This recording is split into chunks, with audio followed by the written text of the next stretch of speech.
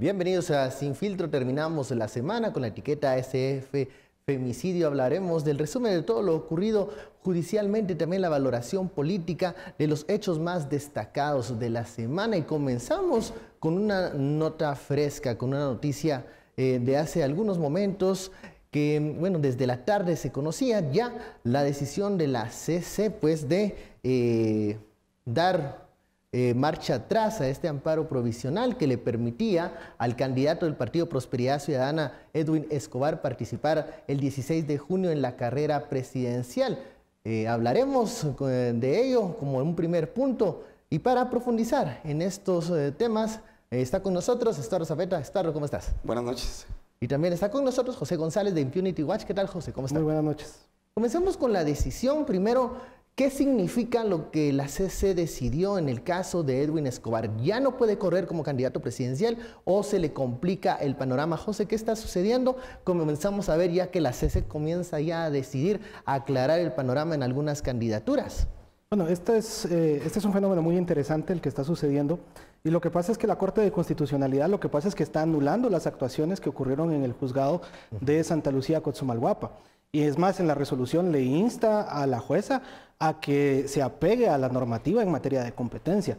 Entonces, en ese sentido, podemos observar que es necesario que los jueces no se presten a este juego político para evitar que se conozcan después en acciones de apelación de amparo cuestiones que, de haber observado la ley, seguramente no estuvieran ocurriendo en este momento. O sea, le están enderezando, corrigiendo la plana, digamos, a la juez de Santa Lucía, Coxumalguapa. Precisamente, y ahí eso presenta un problema grave, porque incluso podría oficiarse hasta una eventual supervisión de tribunales por estar conociendo cuestiones que están muy por fuera de su competencia.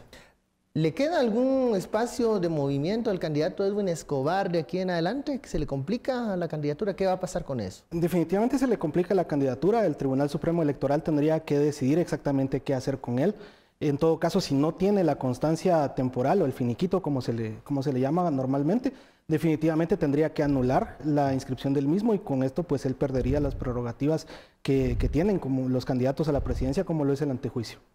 Estuardo, la noticia de Edwin Escobar, el Partido Prosperidad Ciudadana, ¿cuál es la valoración política? ¿Qué esto sucede ya cuando él estaba en carrera, en campaña? Ayer lo tuvimos en entrevista en Sin Filtro Electoral, pero bueno, ahora tendrá que llegar al Tribunal Supremo Electoral y ver qué decían los magistrados. Bueno, antes de Edwin Escobar, un saludo a todas las mamás, a todas las madrecitas. Hoy 10 de mayo. Así es. Un día muy especial, y un saludo a todas que nos están escuchando aquí en Guatemala o en todos los países donde nos están viendo, principalmente en Estados Unidos también. Un saludo desde Guatevisión, nuestro respeto. Mujeres dignas, trabajadoras, honradas, que saben respetar la libertad también, ¿verdad? Y yo creo que son un ejemplo, y gracias por hacerlo. Regresando al caso de Edwin Escobar y la valoración. Aquí es muy poco lo que puede hacer, principiemos por eso. Pero vamos a ver, si regreso a otros casos, ha habido casos en los cuales, por ejemplo, se han hecho se han llevado algunos casos frente a jueces a la medianoche en otros lugares. Recuerdo que el divorcio precisamente de Sandra Torres y Álvaro Colón fue algo así. Fue una oscura noche en Misco, en algún lugar perdido. En un juzgado. En un juzgado. En la periferia. En la periferia, claro, ¿verdad? No. Y solo para decirle que creo que la CC, más allá del mensaje de no participación de este candidato, porque ahora le pasa la chibola al Tribunal Supremo Electoral, el cual obviamente tiene que decidir sin finiquito, no puede participar, con lo cual se le quitaría digamos, la credencial, y con eso estaría sujeto a, en cuanto candidato, a una investigación, porque sigue siendo alcalde. Entonces iría a la siguiente fase, que sería la fase de alcalde, y entonces empezaría otra vez el proceso. El proceso, para no olvidar cuál es un proceso muy sencillo, es una tercerización, el cual ya lo habíamos visto, esa tercerización ya la habíamos visto en el caso de... el alcalde de Chinautla, del alcalde de Chinautla, de los Medrano, que eso es uno de los casos por los cuales van a juicio, y cómo tercerizaron el cobro del YUSI en varios municipios y tenían ahí una como mancomunidad, entre comillas, de cobro de YUSI, empresas que daban los Medrano. Algo así, y en ese caso ya tenemos algún antecedente que sería entonces el aplicable en el caso de Edwin Escobar. Regresamos también el llamado que se hace a los jueces, porque esto de lo que sucedió en Villanueva se fue a Santa Lucía. Y creo que todos nos preguntamos aquí alguna vez, ¿y esto qué paró siendo en Santa Lucía? Porque hasta allá se decidió lo de... Por poquito se lo llevan a Sayaché. Por poquito se lo llevan a Sayaché. Pero el punto, si se lee bien esto, es también de la CC, es básicamente, miren, jueces, regresen a su judicatura, pues, regresen a su región y a donde fueron nombrados.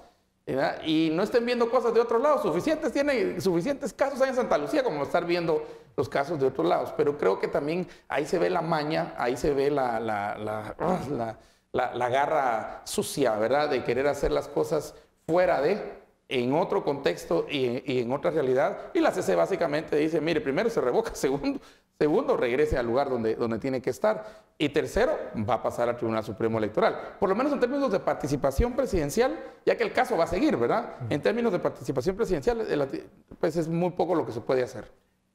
Aquí en la entrevista en Sin Filtro Electoral con el señor Edwin Escobar, él incluso hablaba de no una elección presidencial, sino una selección presidencial al referirse del fenómeno de la judicialización de muchos procesos de inscripción. ¿Cómo vemos entonces, ya con la noticia que tenemos hoy de la candidatura del señor Edwin Escobar, el papel que han tenido los tribunales, los juzgados y el mismo Tribunal Supremo Electoral? Sí, definitivamente no podemos hablar de una selección judicial de candidatos. Lo que está pasando es que el sistema político, en términos generales, enfrenta un grave problema de corrupción endémica, un problema de corrupción que toca sus fibras más profundas, y en ese sentido lo que está pasando con las últimas investigaciones que han venido saliendo es que ha venido a salir a luz toda la existencia de todas estas redes ilícitas económico-políticas que están enquistadas dentro del Estado, y naturalmente pues esto se tiene que perseguir judicialmente, se tiene que perseguir penalmente.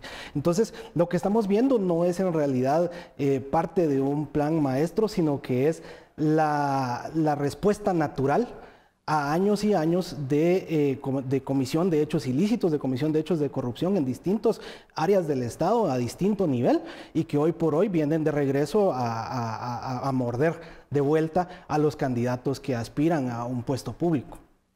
Se le preguntaba también acá en Sin Filtro Electoral a la candidata Suy Ríos del Partido Valor, que también espera una decisión en definitiva de la Corte de Constitucionalidad. ¿Qué va a pasar si los magistrados le dan un no a su candidatura? Ella decía que esto no era posible porque estaba en ley, pero vemos que es una respuesta que los políticos muchas veces dan y que puede interpretarse como desafiar la decisión de los magistrados. José. Definitivamente, en medio de este contexto, lo que menos conviene es hablar de desobediencia a las resoluciones de las altas cortes. Es decir, es un principio fundamental del Estado de Derecho que lo que se decide en una alta corte, en este caso la Corte de Constitucionalidad, se tiene que acatar. Particularmente en un procedimiento tan convulso electoral, en un medio de una situación en la que se ha dicho que hay polarización social bastante fuerte, lo que no es conveniente y lo que no es aceptable de parte de los candidatos es que digan que no van a obedecer, que van a cuestionar las resoluciones por fuera de las vías legales, porque eso lo que nos habla es a futuro qué podemos esperar, qué fortalecimiento institucional es el que ellos nos están ofreciendo. Lejos de, cada vez que se reitera que se va a cuestionar por vías paralegales una resolución legal, lo que se está diciendo es yo no respeto la institucionalidad del país, y en ese sentido no es conveniente, es peligroso incluso votar y seguir votar por estos candidatos y seguir estas líneas de pensamiento que lo que buscan es decir que la vía de hecho es superior a la ley y que la razón la tienen ellos por encima de lo que la ley está estableciendo. Ya para la otra semana, bueno, ya en el caso de Edwin Escobar tendrá que ir al Tribunal Supremo Electoral y ver qué pasa con su candidatura, que se complica, pero ya se anuncia que para la próxima semana el caso de Telma Aldana y Suy Ríos podrían clarificarse. Y Sandra Torres también. Y Sandra Torres también. En todos ellos, lo que haya sí o no, ¿cuál debe ser la reacción de los políticos? Porque obviamente va a tocar fibras sensibles para todos. Lo que decía el licenciado es correcto, porque ya vimos al Congreso llamando a la desobediencia a la CC. Imagínate. ¿Nos gusta o no la forma como se integra la CC? ¿O nos gusta o no, cómo funciona la CC? Esto no es cuestión de me gusta o no me gusta. Miren, hay muchas decisiones que usted puede criticar la decisión de la CC, pero no puede llamar a la desobediencia de esto, porque si no, entramos ya en el plano de la anarquía. Y lo que no queremos es suficiente lodo, suficiente estiércol, tenemos ya en este sistema, ¿verdad? Como que, de hecho, hablando con alguien y hablando en la radio, como que como que a muchos de estos políticos les encanta vivir en el chiquero, ¿verdad? Y que cuando llega la limpieza, o llega la norma, o llega el orden, les da alergia, ¿verdad? Entonces dicen, no hagamos caso. Comienzan a tirar, a ensuciar todo. Entonces, lo que otra vez, queda. porque es donde su normalidad es vivir como coches, ¿verdad? Entonces, tranquilos, hagan caso. Mira, el primer llamado es hagan caso. Haga caso Suri, haga caso Telma, haga caso Sandra, haga caso Radford, haga caso Edwin, hagan caso. Oye, es que es 10 de mayo, precisamente, que es lo que primero le enseñan a uno los papás.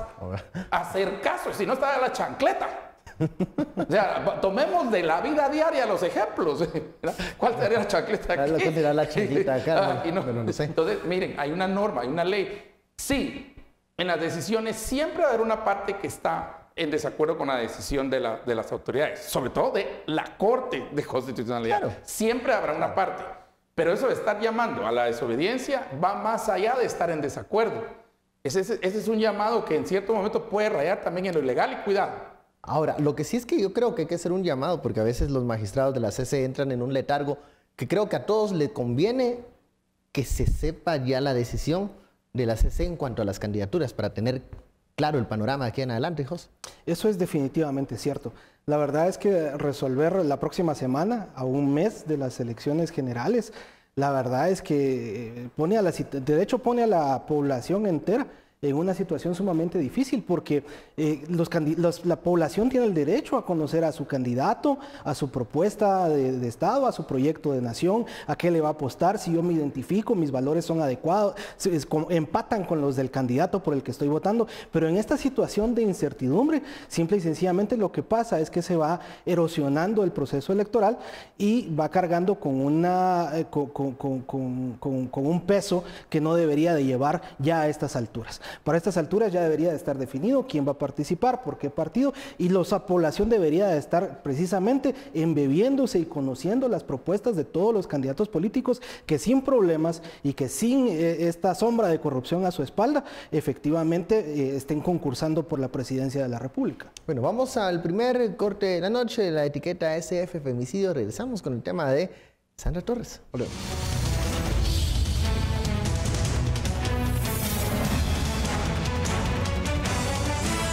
Continuamos en Sin Filtro, la etiqueta SF Femicidio. Luego de hablar en el bloque anterior del futuro que le espera a la candidatura de Edwin Escobar, hablemos de una decisión polémica, la de la Sala Segunda de Apelaciones, que ordena medidas de seguridad para la candidata de la Unidad Nacional de la Esperanza, de Sandra Torres, en contra, bueno, de 6 editores de un medio de comunicación, El Periódico, y entre estas órdenes que emana la sala es, pues, no escribir sobre ella. Y bueno, ¿qué nos está diciendo esto y qué debate debe abrirse luego de ver la decisión de la Sala Segunda? Ya en un momento fue rechazada en un juzgado de femicidio este punto, pero fue apelado por la candidata y se le da el sí. Y con esto las polémicas órdenes de no escribir sobre la candidata de la UNE. Comencemos por acá, Estuardo, ¿cómo se recibe esta noticia? Mira, primero tenemos que entender todos los ciudadanos que el artículo 35 de la Constitución, el de libertad de expresión, no es un artículo para periodistas. Entendamos eso, por favor, porque a veces se ve como una batalla de periodistas. El artículo 35 protege la libre expresión de cada guatemalteca, de cada guatemalteco. Protege la suya, la tuya, la suya, la mía. Era la de señor, la de su esposa, señora, la de su esposo. La libertad de expresión es una protección garantizada en la Constitución en el artículo 35 y todavía es muy claro el 35 decir que es sin censura previa y sin permiso. Lo sorprendente, como lo explica hoy el comunicado de la Cámara Guatemalteca de Periodismo, es agarrar un instrumento legítimo como la ley de femicidio darle vuelta y utilizarlo en un sentido ilegítimo. Ese es el problema que se tiene aquí. Y el sentido ilegítimo, la censura. La censura es, no pueden publicar nada, pero no es primera vez, porque el mismo sentido ilegítimo utilizó para casi parar la investigación de la Fiscalía, ¿verdad? Sí, de FESI. De FESI, la Fiscalía contra la Impunidad. Y el precedente es el que no tenemos que dejar que prevalezca. El precedente es un precedente nefasto. De hecho, hoy se publicaba que precisamente uno de los 3 magistrados en esta decisión, en realidad ya también le había coartado la libertad de expresión a cuatro ciudadanos guatemaltecos de San Pedro, creo que de San Pedro de la Laguna, del lado de uno de los pueblos de Atitlán. Eso no puede hacerlo, eso en realidad no puede hacerlo un juez, porque eso está, ahí se llevó entre las patas la Constitución. Y uno de los valores fundamentales que vienen protegidos desde la formación de Naciones Unidas mismas. Esa es la primera carta, esa es la carta fundamental de derechos humanos. A la libre asociación, a la libre locomoción, a la libertad de expresión, a la libertad religiosa. Y una vez entran así, miremos cómo principió Venezuela. Miremos cómo principian todas las dictaduras. Empiezan primero limitando, censurando, coartando la libertad de expresión. Aquí creo que la UNE, y principalmente Sandra Torres, porque ella es como persona al final la que ha solicitado esto, el uso legítimo de la ley de femicidio para una protección, ¿verdad? Y la protección es que no hablen de mí, que no hablen mal de mí, es realmente lo que está diciendo. Y eso hay que entenderlo entre líneas, ¿verdad? De hecho, por lo que yo estoy diciendo en este momento, me pueden salir 10... si ellos creen que... Si ellos creen que... Pero no, es la protección de uno de los derechos fundamentales de nosotros, de uno de los pilares de la democracia, si de eso se trata. Y es curioso que, como diría un filósofo, ¿verdad?, entre la libertad de expresión y la censura, por muy difícil, por muy complicada que sea la libertad de expresión, optemos por ella por una razón sencilla, por la razón que al final todos entendemos.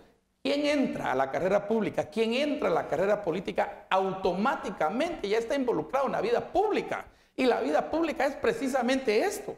En el momento que yo estoy aquí, que vos estás aquí, que estamos aquí, ya estamos en la vida pública. Y nos va a llover de un lado y otros de agradecimiento y otros nos van a... lo que sea. Pero tenemos que estar dispuestos a eso. El precedente es el malo. Y por eso la defensa tiene que seguir. Sorprendente que hasta leí en el periódico que hasta la jefe de ventas se fue. También está. Con lo cual es ilógico porque la ley de femicidio no se aplica a mujeres. Hablemos de esta decisión de la Sala Segunda de Apelaciones, las consecuencias que puede tener y el trasfondo que al final es no me investiguen, no reporten sobre mí, no den cuentas de lo que estoy haciendo. ¿Qué está pasando con este tema? Bueno, yo coincido mucho con Estuardo al respecto. La verdad es que hay que tener en cuenta de que esta ley tiene fines específicos, tiene una naturaleza especial para proteger a aquellas mujeres que son víctimas de violencia y de abuso, ¿verdad? Que es una realidad en la sociedad guatemalteca. Sin embargo, lo que está pasando ahorita es que se está instrumentalizando. Estuardo ya se refirió ampliamente al tema de la censura. Entonces, refirámonos un poco al tema de cómo estoy entorpeciendo las investigaciones en mi contra.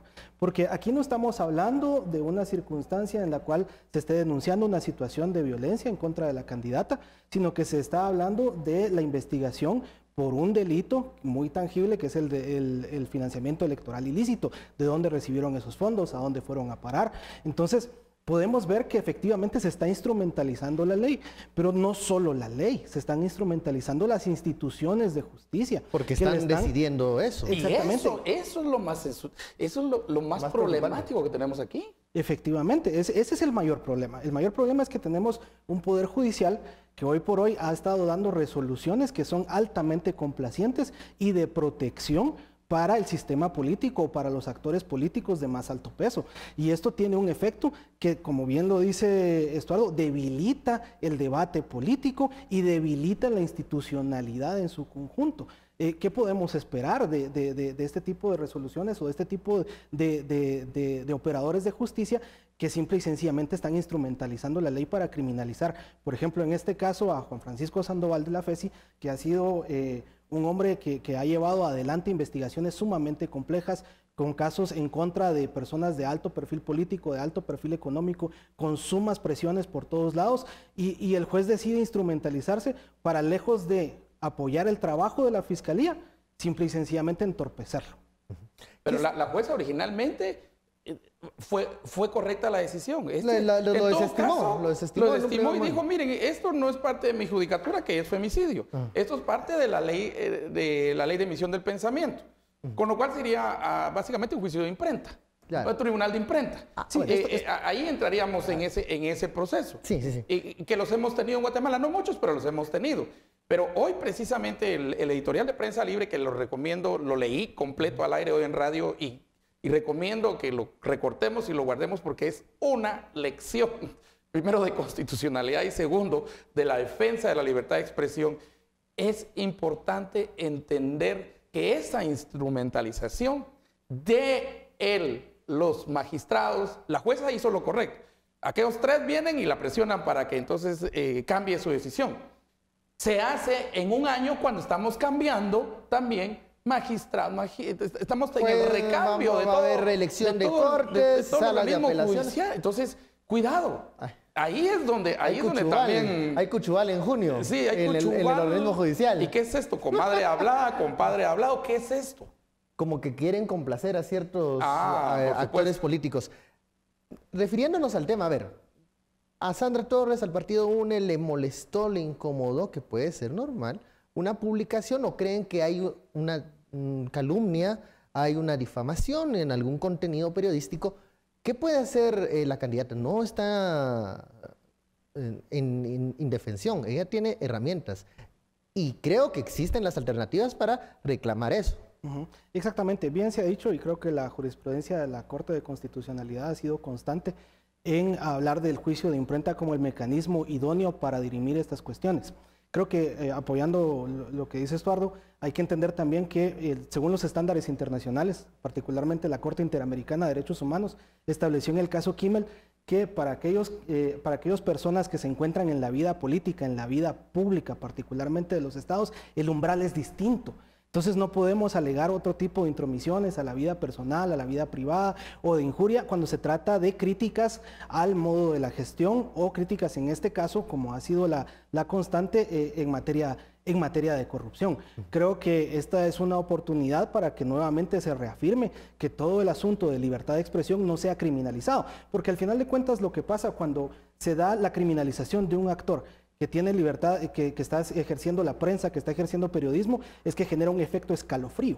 Y el efecto escalofrío es que los demás actores entonces ya tienen miedo de referirse a determinada circunstancia porque saben que va a traer una consecuencia de vuelta. Me puede pasar a mí, mañana voy a ser yo el denunciado. Eso. Exactamente. Entonces, en ese punto creo que el sistema de justicia debe de enmendar esta circunstancia, respetando primero el artículo 35 de la Constitución y segundo los estándares internacionales que entran por el vía del artículo 46 y bloque de constitucionalidad y reafirmar su jurisprudencia constante en esta naturaleza. No se puede criminalizar al periodista, no se puede criminalizar al fiscal por ejercer su labor fiscal.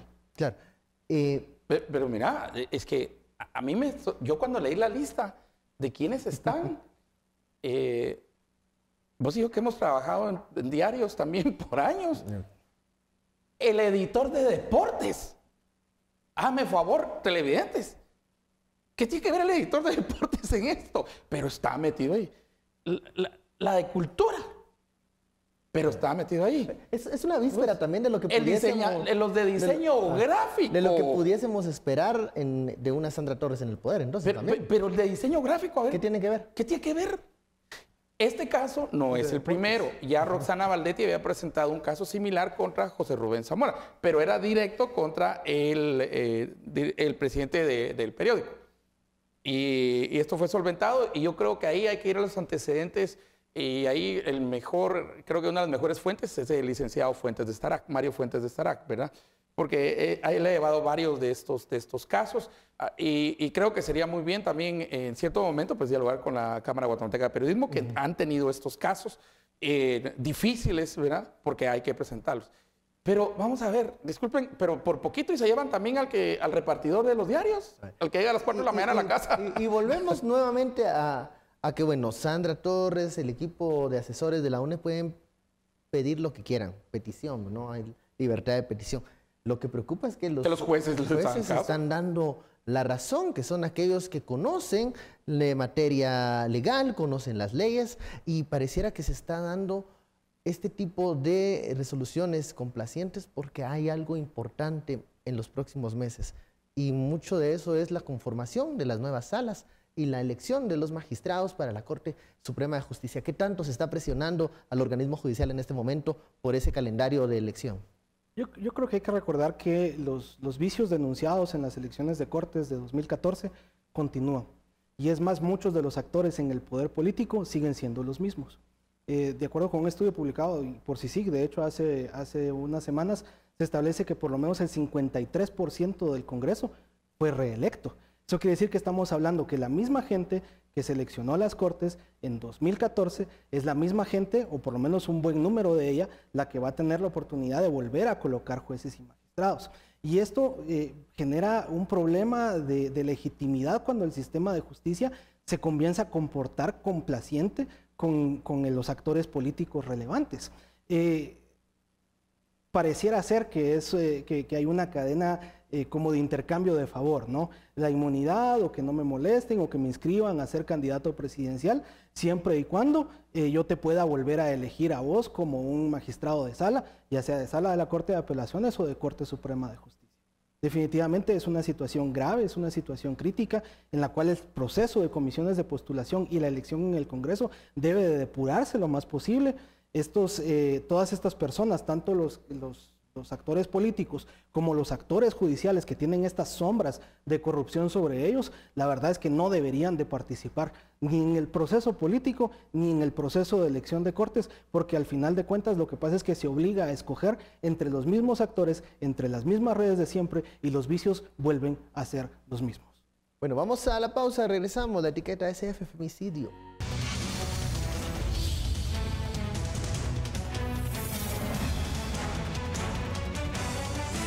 Regresamos a Sin Filtro, la etiqueta SF Femicidio. Estamos hablando de la polémica que ha desatado la decisión de la Sala Segunda de Apelaciones, donde ordena medidas de seguridad para la candidata de la UNE, Sandra Torres. Esto en contra de un medio de comunicación. Hay ejemplos y consecuencias que esto puede traer, y lo quería mencionar, Stuart. Sí. Aquí hay acoso, creo que la queja, la querella es por acoso psicológico. Y que fue la misma que puso Roxana Valdetti a propósito, fue también acoso psicológico, la cual al final no tuvo mayor futuro esa queja. Me sorprende que ahora sí la tenga. Pero utilicemos mal la ley de femicidio y digamos que tenés una casa, se la has alquilado a una señora, y la señora te deja de pagar 5, 6, 7, 8, 9 meses. Vas y le cobras. Y la señora sale corriendo al juzgado de femicidio y dice, mire, este acoso económico. Y la protegen. O a la señora, a una mujer le están cobrando la tarjeta de crédito, por ejemplo. Y ella dice, mire, este acoso económico, se va a una... Entonces, el punto es que esto, y yo lo estoy llevando a extremos para entender lo ilegítimo del uso de una normativa. No podemos agarrar la ley y, lo peor de todo, que los jueces díganle, que los jueces le digan a la señora, sí señora, esto es acoso, y entonces le den una resolución por la cual la señora primero no tiene que pagar y segundo tiene que vivir ahí toda la vida y vos como dueño de la casa no puedas decir nada, ¿verdad? O empiecen a perseguir a la gente de la tarjeta de crédito por el acoso económico, pues eso están cobrando, pues.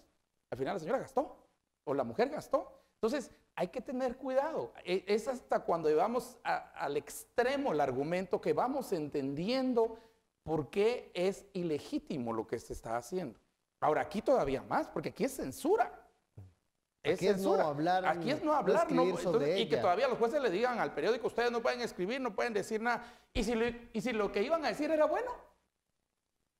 Que le iba a servir a los ciudadanos para conocer a la candidata. Ya en el ámbito político fue un mal cálculo político. o no escuchó consejo. A ver, hagamos porque un poco esa valoración, porque ¿qué significa hacer esto y qué mensajes se están viendo para el aquellos votante? principiemos por los números. Los números aún hace 4 años, en 2015, la gente que se iba a ir a votar ya estaba bastante definida. A pesar de la línea 1 y a pesar del tumulto, a pesar del cambio presidencial y todo eso, la gente estaba decidida. Ahora cuando miras los números de gente que todavía no ha decidido ir a votar, es impresionante, es casi el triple. Subió casi el triple la gente que no va a ir, que dice que no sabe si va a ir o no va a ir a votar. Estas cosas generan mucha indecisión política en los votantes.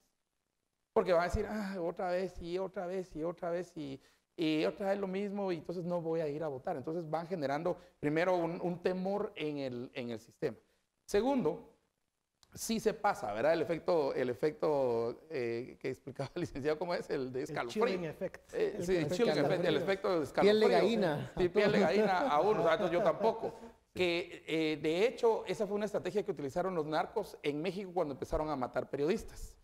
Empezaron a matar a unos para que todos temieran. Y de hecho vino este diario que en portada le escribió una carta directa a los narcos y tituló ¿Qué quieren, señores? ¿Qué quieren con nosotros?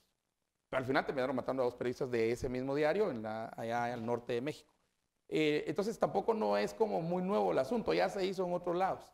Y tercero, también la incertidumbre. ¿Por qué el mal cálculo político?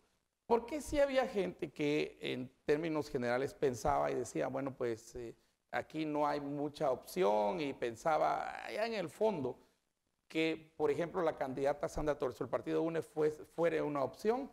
Ahorita sí le dieron todo el argumento para decir, mire, esa no es mi opción. Y fortalecieron a los competidores que todavía no sabemos quiénes van a ser, ¿verdad?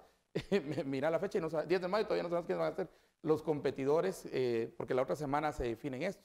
Entonces hay que tener cuidado, aún en términos políticos. Esto no solo va para los de la UNE y no solo va para Sandra Torres, va para todos.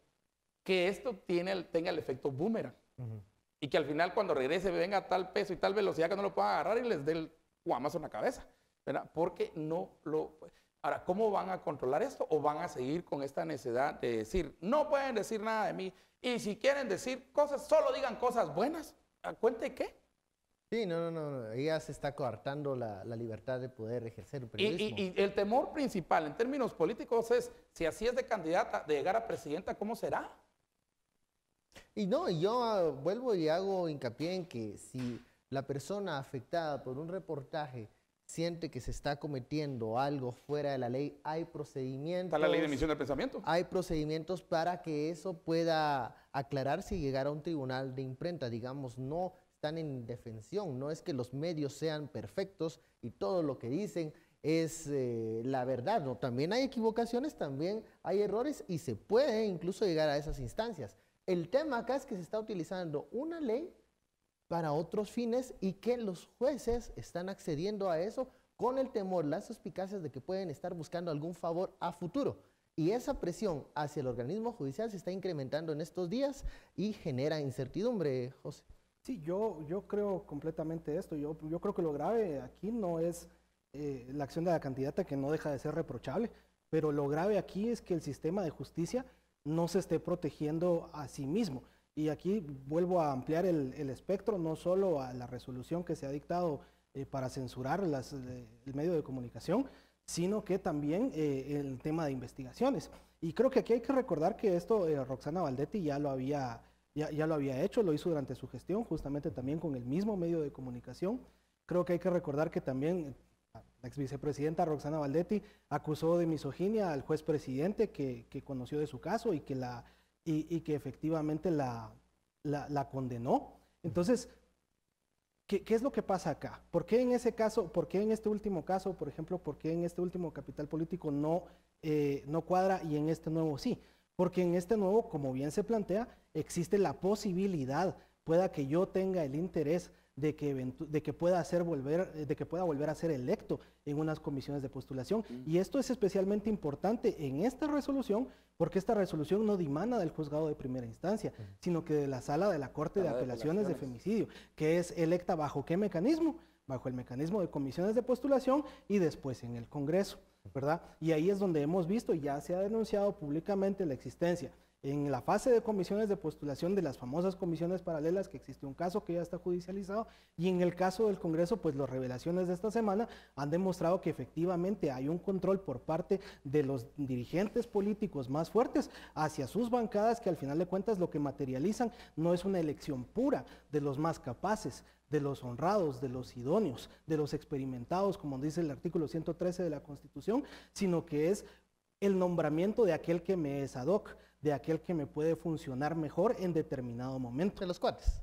En otras palabras. Y hablando de eso, me viene a mente el caso que se presentó también esta semana, MP y CICIG, que era de subordinación del Estado, pero algunos le llamaron el de las champurradas, que habla del Congreso de la República y de pago de sobornos para, entre otras cosas, elegir Corte Suprema de Justicia y Sala de Apelaciones. Eso se tendrá que investigar, se tendrá que presentar las pruebas en su debido momento, pero nos habla de una práctica en donde la operación política para elegir magistrados está cayendo, según dice esta investigación, lo que pudimos saber nada más de lo que se comunicó de este caso, a un posible pago de coimas para lograr la elección también, la integración de esa corte, José. Ahí nos abre el espectro a un nivel todavía superior. Porque ahorita hemos estado hablando del dirigente político, del actor político y del juez, o del magistrado en este caso. Sin embargo, en este caso se revela como un tercer actor, que es un actor que está por fuera de esto, en este caso la empresa Tigo, que es lo que se publica, utiliza las instituciones del Estado, paga por las instituciones del Estado para conseguir sus fines. Es importante resaltar que todo esto, lo que pone a relieve es nuevamente la existencia de estas redes que son político-económicas, que son ilícitas, que lo que buscan son básicamente tres cuestiones. En principio, lo que buscan es poder o influencia ilegítima o ilegal, buscan el enriquecimiento, el aumento del patrimonio y finalmente asegurar la impunidad. Entonces, para las primeras dos, tenés los diferentes mecanismos, las champurradas, que la elección, que la ley, que vamos a hacer esto, que vamos a hacer aquello. Que los magistrados, elijamos a los magistrados, elijamos a las salas. En el último punto donde asegurás la impunidad, es justamente donde entra la problemática sustancial o una de las problemáticas más fuertes de esto, que el sistema de justicia carece de independencia porque es nombrado por un poder político que simple y sencillamente no responde a los intereses y a la representación popular que es su mandato, sino que va a obedecer a ese tercer actor, a ese interés que puede ser del narcotráfico, que puede ser de la empresa, que puede ser capital viejo, que puede ser capital emergente, pero que está ahí y que tiene intereses y que en el punto de confluencia, que es en el Congreso, es donde finalmente se hacen los negocios más fuertes para poder determinar cómo es que se va a quedar conformado un sistema de justicia a mi medida. ¿Cómo recibiste el tema de las champurradas? Con mucho dolor, porque a mí me encanta. Y los brochas, Los brochas. Ahí conocimos a los brochas, las champurradas. ¿Y cómo se llamaba el otro? Los jefes de línea. Jefe de línea. Jefe de línea. ¿Qué es eso? Línea entendido en varias connotaciones. Connotaciones, sí. Les decía yo en la radio, varias connotaciones. Y complicados, pero sobre todo peligroso para la República porque es la supeditación del poder legislativo al poder ejecutivo. Y eso es lo que no tenemos que perder de vista, por los intereses que sean, ¿verdad? Ahora, que seamos realistas, que va a haber un montón de gente presionando porque pase la ley no sé qué, la ley no sé cuánto, la ley aquí, van a estar los sindicatos, van a estar unos empresarios, van a estar unos agricultores, van a estar campesinos, van a estar indígenas, Eso es precisamente el espíritu de la democracia. Los grupos de interés que van a presionar para obtener un privilegio, privilegis, ley privada, o sea, una ley que los proteja solo a ellos, o que les dé una prebenda, o que les dé cierto dinero, por ejemplo, para algún cultivo, ¿verdad?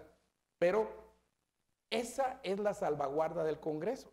La lógica del Congreso es entonces pensar si esa ley va a proteger solo a un grupito, o es una ley que es buena para todos. Si es solo un grupito, es un privilegio, entonces eso no debería pasar. Pero peor aún cuando la presión viene del Ejecutivo y viene con mochilas de pisto, literalmente mochilas. ¿La champurrada? Las champurradas, pues. Y entonces, y viene de la vicepresidencia, que esa es la acusación. Entonces, ahora que estamos en elecciones, no solamente de diputados, de alcaldes y presidente y vicepresidente, sino también en la elección de condiciones de postulación en la selección precisamente de las cortes, magistrados, porque no solamente aquí van magistrados, ahí es donde nosotros tenemos que volver a pensar cuál va a ser el rol del Congreso. Porque, ojo, aunque esté electo el Congreso después del 16 de junio, ese Congreso toma posesión hasta el 14 de enero del próximo año. Quienes van a elegir estas cortes serán los mismos que están ahorita. ¿Esta legislatura? Ese 54% que fue reelecto, ese va a ser el que va a elegir a magistrados de salas de apelaciones, a magistrados del Tribunal Supremo Electoral, ahí entra la CC, entra la Corte Suprema, entra un recambio. Ese recambio lo tenemos cada 20 años. Cada 20 años se da esa conjunción de una elección en el mismo año. Y no había momento más peligroso que este, ¿no? Y lo peor, en todos los cambios y con una ley electoral diferente. Y ahí es donde justamente entra esta problemática donde yo creo que la Corte Suprema de Justicia tiene un conflicto de interés muy fuerte. Porque en principio, si observamos quiénes son estos 7 diputados, todos eran patriotas en 2014. Y hay que recordar el famoso incidente aquel en el cual se dijo que la Corte Suprema de Justicia había sido negociada alrededor de una cama entre líderes y patriotas. Que lo dijo la misma Roxana Valdetti. Que lo dijo la misma Roxana Valdetti. O sea, no es una cuestión que sea una leyenda urbana. No. Entonces, ¿qué es lo que puede pasar ahorita? Tenemos un conflicto de interés porque dieron ellos el primer nombramiento de esta Corte Suprema de Justicia y tenemos un conflicto de interés porque estamos de cara a un proceso en el cual algunos magistrados seguramente van a buscar su reelección y podríamos entrar otra vez a esta lógica de mi inmunidad por tu postulación. Y eso es, o por tu elección más bien para la Corte Suprema de Justicia. Y eso es venenoso. Nos fuimos a un nivel más alto, ya no es mochilepisto. Aquí lo que estamos viendo son niveles, precisamente ese token, ese intercambio de elegime y yo te protejo. Entonces, ese nivel, casi nivel Zetas narcos, ¿verdad? ¿Cómo se protegían? Pero al final, ¿cuál es el final de la historia de Zetas narcos? Que se dividen y se empiezan a pelear entre ellos. Bueno, vamos a la pausa, volvemos con más.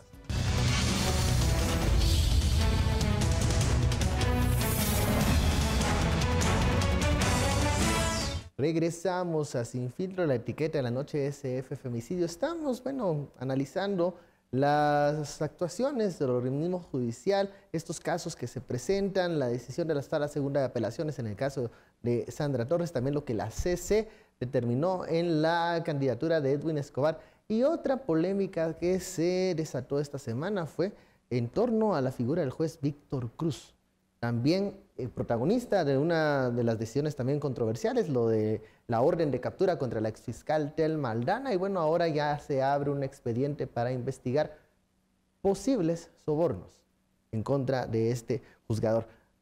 Todos los ojos están puestos en el organismo judicial, al parecer. Hay muchas presiones en este momento para favorecer a unos, perjudicar a otros.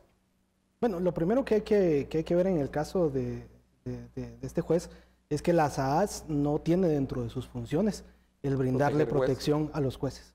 Es decir, los jueces tienen una dirección de seguridad institucional, que dicho sea de paso fue un tema torbellino hace unos días, ¿no? Que renunció y también tenía un caso pendiente el señor. Exactamente, y que estaba siendo instrumentalizada para vigilar a los jueces en su vida privada, por lo menos a los jueces que han sido catalogados como los más independientes. Y efectivamente la SAAS no tiene este mandato, por lo que en medio de este torbellino y en medio de este debate político sí genera una muy fuerte suspicacia que de parte del Ejecutivo, un ente que no tiene las competencias para hacerlo, le esté brindando la seguridad al juez. Y aquí quisiera caer a una cuestión muy importante. Cuando se dio el caso, cuando se comenzaron a presentar los casos por corrupción en 2015, inmediatamente lo siguieron casos en el Poder Judicial. Porque nomás comenzaron las capturas en los primeros casos de la línea y de cooptación, surge el tema del bufete de la impunidad y de jueces y magistrados que se estaban prestando justamente a estas redes para beneficiar a las personas que estaban siendo detenidas en este momento. Por ejemplo, el caso de Blanca Stalin solo sucede después del caso Ixpisa. Exactamente, exactamente. Entonces, en este caso particular, no vemos, si bien es cierto, dicen que están comenzando la investigación y estas distintas cuestiones, todavía no se ha presentado un antejuicio en contra del juez y yo creo pues particularmente que en este caso es importante hablar también de un tema que se está dejando fuera, que es el tema de la CICIG. O sea, lo que nos está demostrando, porque todo el programa hemos venido hablando de cómo el sistema de justicia sigue teniendo problemas para depurar a sí mismo y para depurar otros poderes, la necesidad de un poder lo suficientemente independiente en esta lógica de Estado cooptado, ¿verdad?, para poder continuar con estas investigaciones y efectivamente depurar al mismo sistema de justicia que está enfrentando una batalla muy fuerte y que está teniendo una batalla de intereses también muy alta en este momento. Es la verdad lamentable que ninguno de los candidatos políticos a la fecha tenga una oferta clara de decir, bueno, mire, yo sí le apuesto a que la CICIG reforma judicial. A la reforma judicial, que la CICIG continúe, vamos a cambiar el sistema de justicia. Sin embargo, pareciera ser que tanto en las elecciones de Cortes como en las elecciones políticas en términos generales, lo que se busca es mantener a los actores independientes fuera y mantener el status quo dentro de las respectivas instituciones. Porque uno se preguntaría, José Estuardo, ¿qué pasa con, bueno, este juzgado en Santa Lucía, Cotzumalguapa, que no se limitó a su territorio, digamos, a su competencia territorial? ¿Qué pasa con estas interpretaciones de la ley de femicidio cuando no se están aplicando para el objetivo de las cuales fue creada? O sea, ¿dónde está la misma regulación del organismo judicial que puede autodepurarse a sí misma para que no se presten los juzgadores a estos intereses y mantener la independencia judicial? Que eso es importante, porque pudiesen decirnos algunos mensajes en redes sociales de que estamos presionando a los jueces para que resuelvan como uno quiere.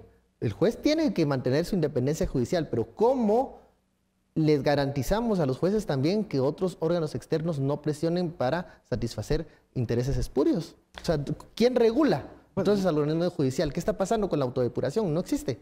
Naturalmente, lo que tiene que haber es un proceso, en principio un proceso de selección y nombramiento que no sea tan politizado como ha sido hasta como el que ahora. tenemos actualmente. Como en el modelo que estamos teniendo ahorita. O sea, en la medida en la que los jueces que lleguen y los magistrados que lleguen por carrera judicial, por ejemplo, los concursos de oposición han demostrado que son menos los jueces que tienden a ser corruptos cuando pasan por un concurso de oposición que por un sistema de nombramiento político para llegar eventualmente, fortalecer el tema de las garantías de permanencia en el organismo judicial, de que no van a ser removidos de su cargo por distintas cuestiones que pudieran ser espurias o políticas, son temas necesarios para fortalecer la independencia de los jueces y magistrados, para que frente a un poder político ellos tengan la garantía de que su institución, la institución a la cual sirven, a la cual representan, va a resolver conforme a la ley. Aquí el problema no es que nos gusten o no nos gusten las resoluciones como lo platicábamos al principio, sino que los errores tan crasos que permiten ver que hay una intencionalidad en fallar de una manera que no es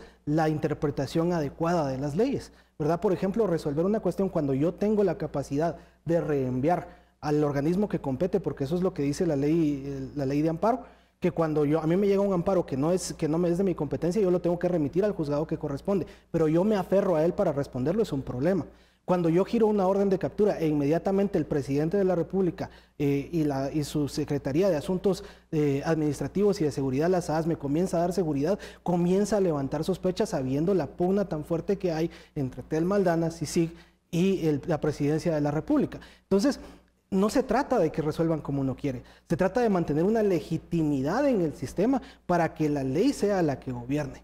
La ley es ese estándar que nos debe de regir y que no debe de manipularse de forma maliciosa, al igual que la legislatura, como bien decía Estuardo, para poder mantener privilegios y para poder proteger a personas que han dado muestras y que tienen sombras de corrupción en muchos de los casos.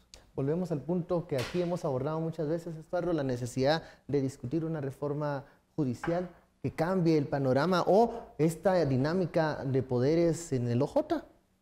Por supuesto, y aquí desafortunadamente los cambios en los cuales yo estaba de acuerdo con varios de los cambios que había propuesto ya hace un par de años, se propusieron hace un par de años a partir de los 3 poderes, cambios constitucionales, solo en el tema de justicia.